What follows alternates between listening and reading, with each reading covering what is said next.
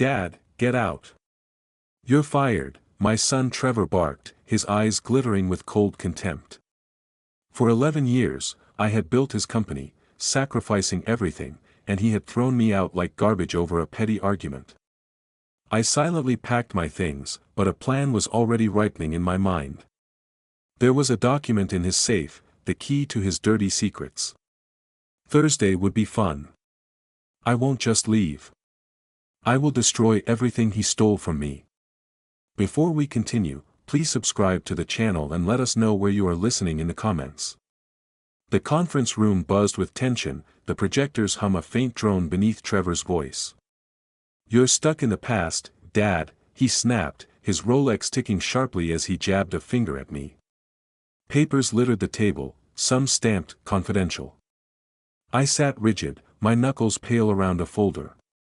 11 years of my life built BrightPath Solutions, and now my son was tearing it down. Lisa leaned back, her earrings glinting like tiny daggers. "Henry, your audits are slowing us down," she said, her tone smooth but venomous. "We need agility, not nostalgia." Colleagues shifted uncomfortably, their eyes darting to the floor. I felt the weight of their silence, a room full of people I'd mentored, now frozen. "You're fired." Trevor's words sliced through the air. His eyes, cold and unyielding, held no trace of the boy I'd raised. A gasp rippled through the room, but no one spoke. I stood slowly, my chair scraping the floor. The folder trembled in my grip. "Fired?" I said, my voice low but steady. "You forget who built this company, Trevor." He smirked, tossing my folder onto the table. Papers fluttered like broken wings. "Progress doesn't care about your sacrifices, old man." Lisa's lips curled, a silent agreement. I turned, my steps deliberate, and walked out. The glass walls reflected my shadow, a ghost in a place I'd made. In the hallway, eyes avoided mine. My office door stood ajar, a sanctuary now violated. On my desk, Ellen's photo watched me, her smile a reminder of better days. I slipped it into my pocket, leaving awards and trinkets behind. My hand brushed a folder marked "Confidential" on Lisa's desk as I passed. A spark flickered in my mind. Trevor's voice echoed from the conference room. "Now we're free," he muttered to Lisa. "Free from what?" "Me." "The truth?" I stepped into the elevator, the steel doors closing with a soft ding. My reflection stared back, Ellen's photo warm against my chest. He thought he'd won. But I knew where the truth hid, in his safe, behind that gaudy painting. Thursday would be interesting. My office smelled of old coffee and paper, a time capsule of my life's work. I stood alone, Ellen's photo in my pocket, its edges worn from years of touch. The desk bore a faint crack, a scar from the day we signed our first big deal. I was 35 then, same age as Trevor now. Back when he'd run to me, proud of his dad, not plotting to erase me. I packed slowly. Awards clinked into a cardboard box, plaques for innovation, growth, trust. One caught my eye, a joint award with Trevor, 5 years ago. His grin had been genuine then. I left it on the desk. The past couldn't save me now. My hands moved mechanically, folding years into a box. A drawer creaked open, revealing a letter from Ellen. "You're stronger than you think," she'd written. I swallowed hard, tucking it away. The company had been my sacrifice, nights away from her, from Trevor. For what? So he could spit in my face. The hallway whispered as I left. Colleagues glanced away, their pity sharper than Trevor's scorn. At the security desk, old Mike hesitated. "Henry, I'm sorry." "Don't," I said, managing a nod. His eyes held respect, a faint comfort. Outside, Chicago's rain greeted me, soaking the box. The city roared, horns, footsteps, life moving on. My coat clung to me, heavy with water, but I kept walking. The box sagged, but Ellen's photo stayed safe in my pocket. I tossed my office key into a trash can, the metal clanging against wet garbage. A final goodbye.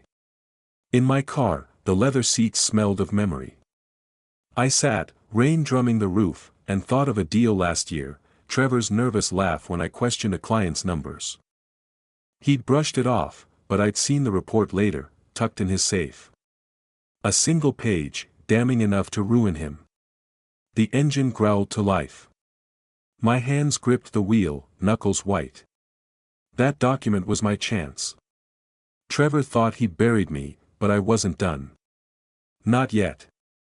Rain tapped the windows of my suburban home, a steady rhythm against the quiet. I sat at the kitchen table, Ellen's photo propped before me. Her eyes seemed to follow mine, urging me forward. The house creaked, old wood, old memories. A photo of us three hung on the wall, me, Ellen, Trevor at 10, laughing at a fair. That boy was gone. A month ago, I'd stood in Trevor's office. He'd been rifling through papers, his face tight when I entered. Behind that ugly painting, a safe. Inside, a report, its numbers screaming fraud. Tax evasion, maybe worse. He'd slammed the safe shut, but not before I saw. That document was my weapon now. I paced the living room, floorboards groaning. My office key, I'd lied about tossing it. It had to be here. Drawers rattled as I searched, spilling pens, receipts, Ellen's old scarf. In a box of her things, I found it, rusted, tagged with a faded, bright path. I set it beside Ellen's photo, a vow taking shape. At the table, I scribbled names, contacts who'd help. A journalist I trusted, a lawyer who owed me. My phone buzzed as I dialed the lawyer, Tom. "Henry, you okay?" he asked, voice gruff. "I'm fine," I lied. "Need advice?" "Trevor's hiding something. Financial." A pause. "Be careful. He's not the kid you raised." Tom's warning hung heavy as I hung up. Was I ready to destroy my son? The question gnawed, but Ellen's face steadied me. She'd want justice, not mercy. I pictured the safe, its combination a puzzle I'd solve. The document inside held Trevor's secrets, and Lisa's too, no doubt. My coffee cup tipped, brown liquid pooling on the table. A mess, like what was coming. I grabbed my coat, the key cold in my palm. Tonight, I'd take back what was mine. The back door of Brightpath Solutions loomed before me, its metal frame slick with the night's earlier rain. My old key felt heavy, its rusted edge biting into my palm. I glanced at the alley, empty, save for a stray cat darting past. Trevor's safe flashed in my mind, that report hidden behind his tacky painting. I'd seen him shove it there, his hands shaky, a month ago. Tonight, I'd take it back. The key turned with a reluctant groan. I froze, the hinges squeaked loud in the silence. No alarms. No footsteps. I slipped inside, the corridor dark, lit only by flickering exit signs. My shoes whispered on the tile, each step a gamble. Cameras blinked above, but I knew their blind spots, years of walking these halls taught me that. Trevor's office was at the end, its door a slab of polished wood. My heart thudded, but my hand stayed steady. Inside, the room smelled of his cologne, sharp and smug. The painting, a gaudy abstract, hung above his desk. I eased it off the wall, wincing as the frame grazed the floor. The safe stared back, its dial cold under my fingers. I tried Trevor's birthday, the irony bitter. Click. It opened. The report lay inside, a thin stack of papers, numbers screaming fraud. Tax evasion, offshore accounts, enough to bury him. A photo of Trevor and Lisa slipped out, their smiles smug. My jaw tightened. I stuffed the report in my jacket. Then, footsteps. Heavy, deliberate. En garde.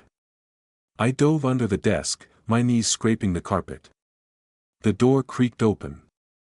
A flashlight's beam swept the room, grazing the painting now leaning against the wall. "All clear," the guard muttered into his radio. My breath caught, Ellen's photo pressing against my chest.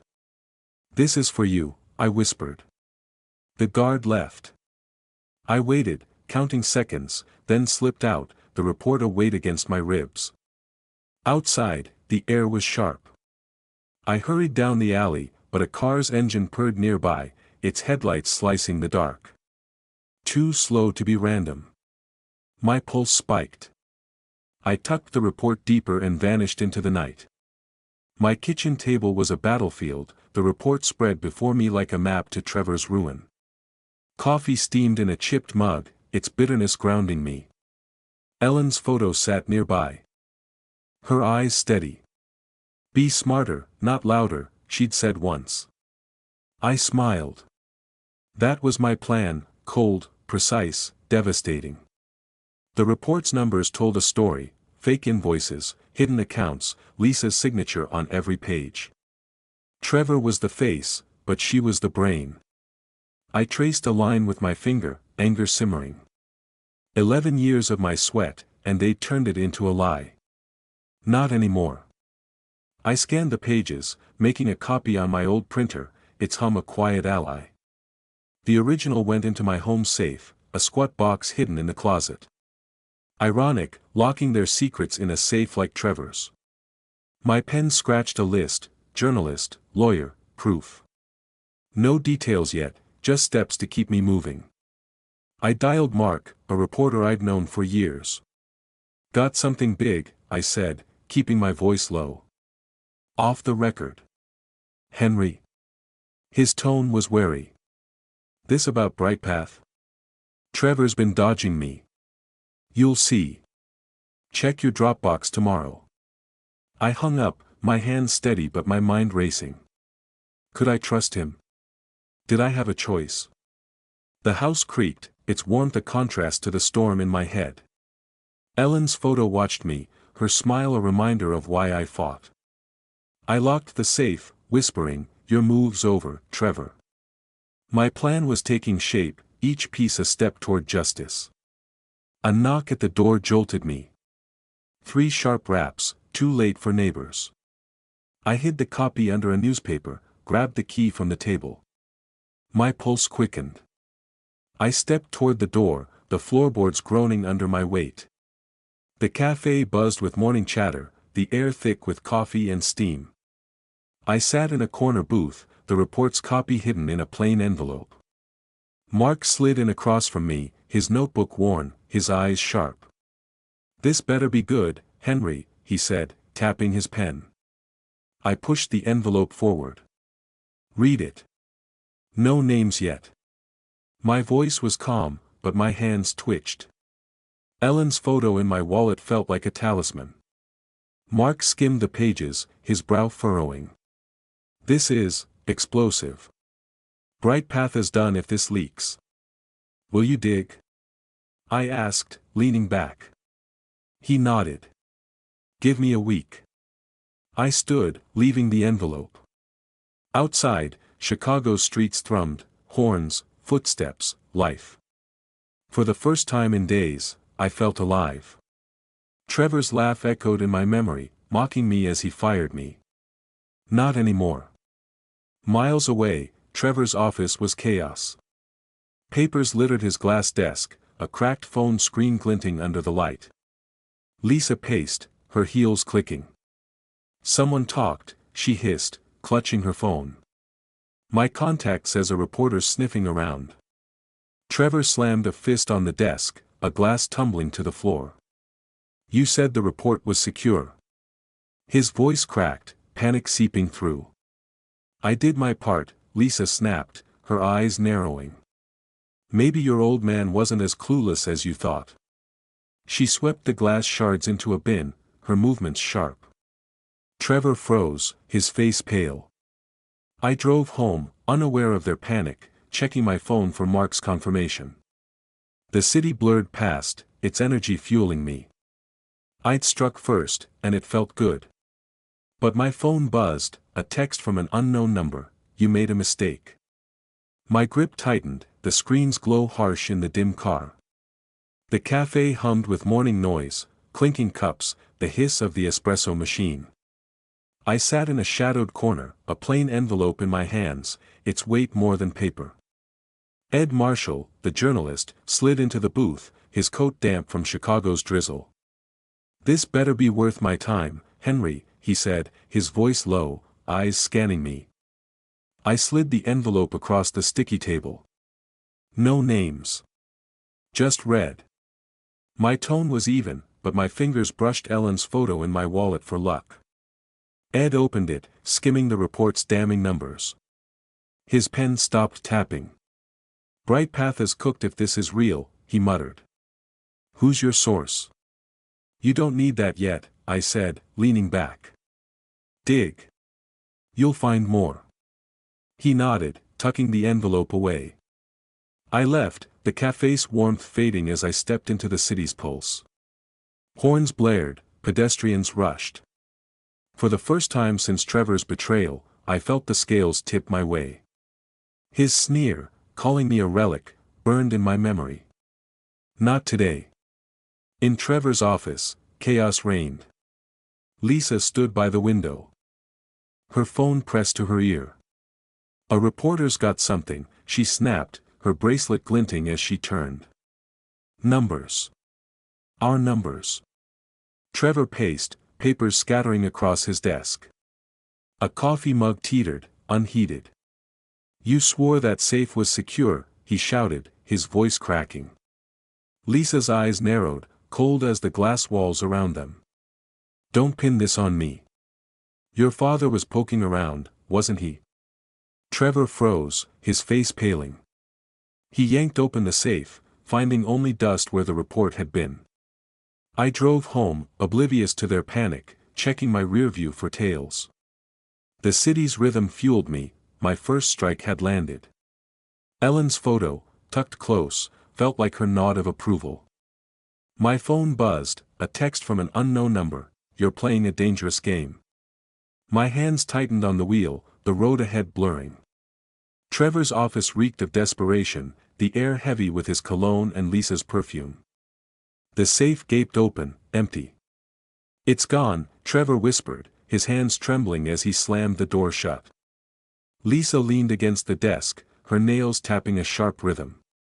"We need to find who did this. Now." She dialed a number, her voice icy. "Vaughn, it's me. Someone stole from us. I want names." The private detective on the line grunted agreement.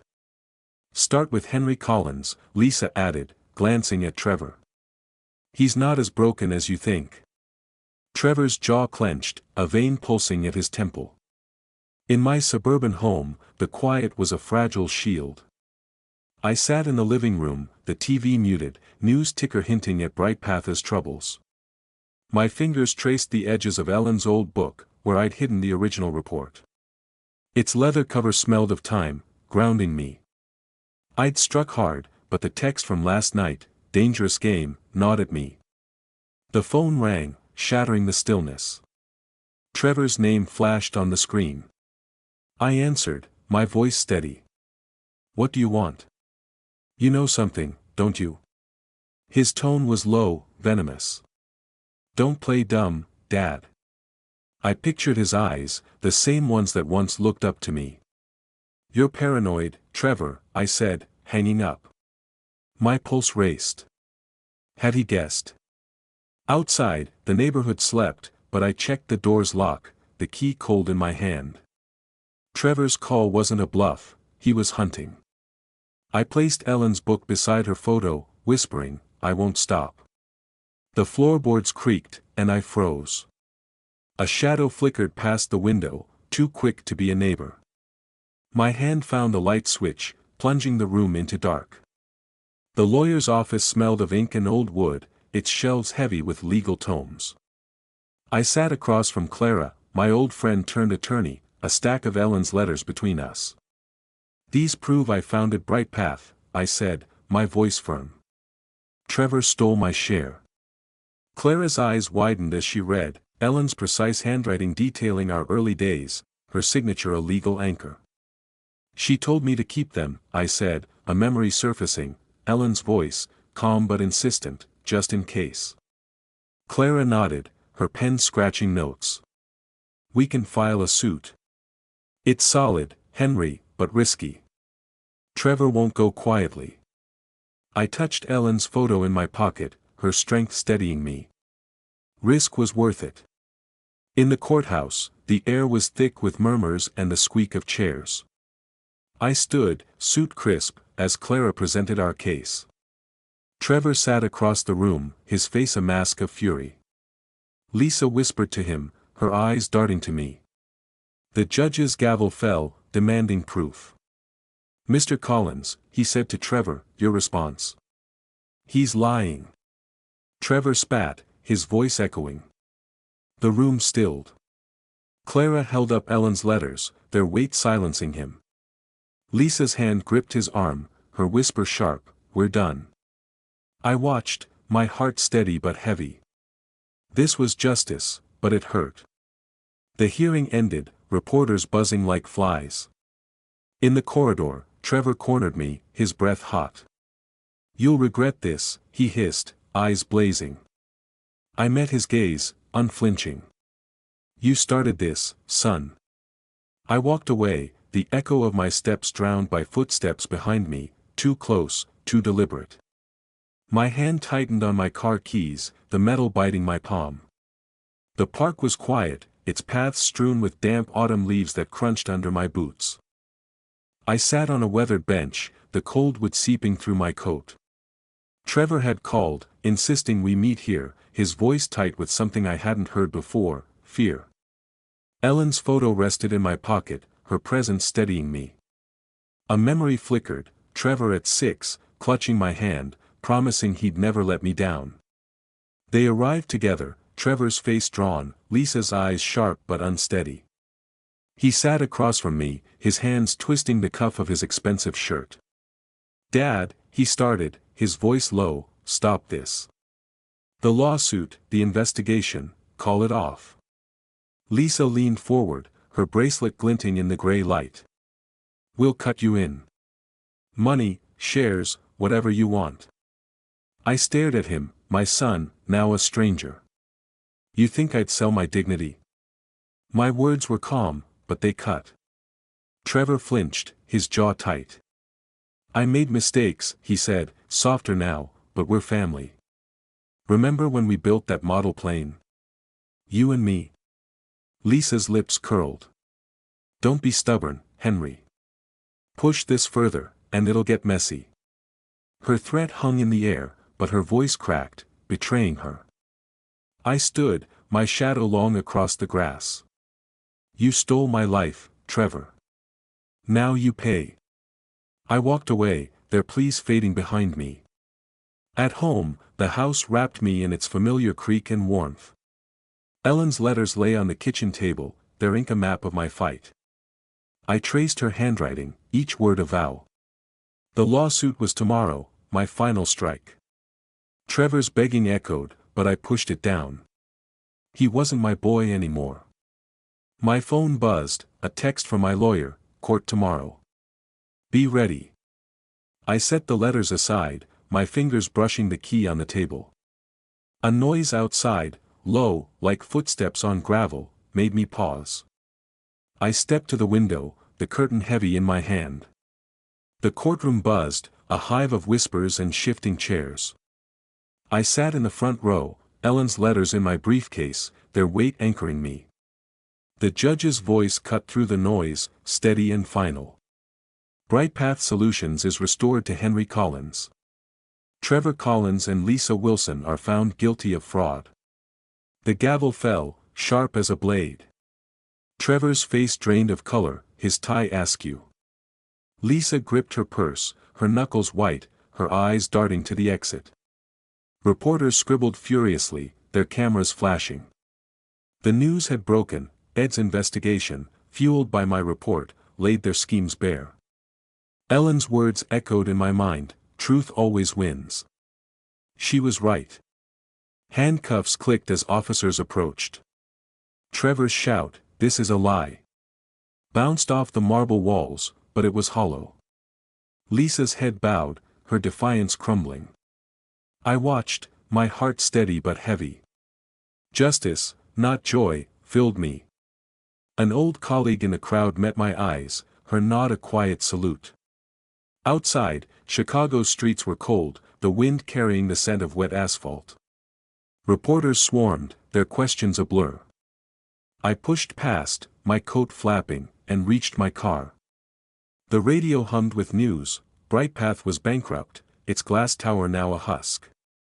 I exhaled, the weight of years lifting, but not gone. I glanced at Ellen's photo, tucked in my wallet. Almost done, I whispered. Her smile held me together. My phone rang, the screen glowing with an unknown number.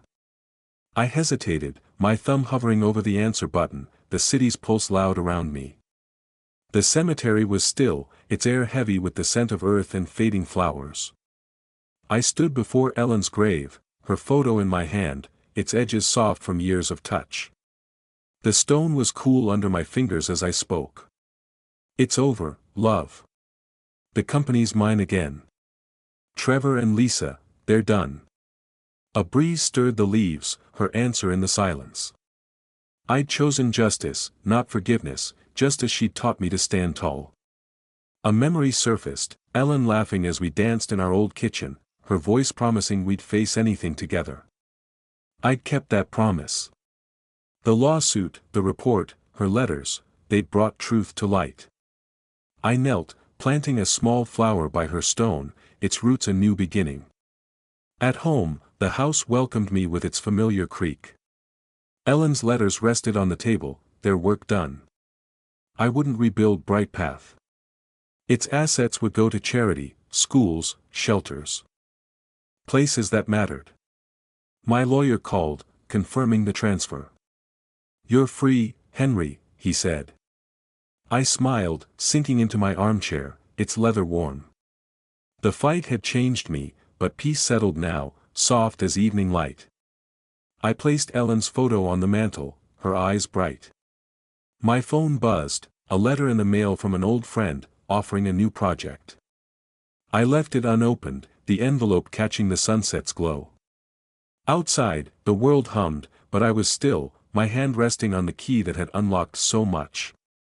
If you liked this story, please like this video, subscribe to the channel, and share your impressions of this story in the comments. To listen to the next story, click on the box on the left. Thank you for watching.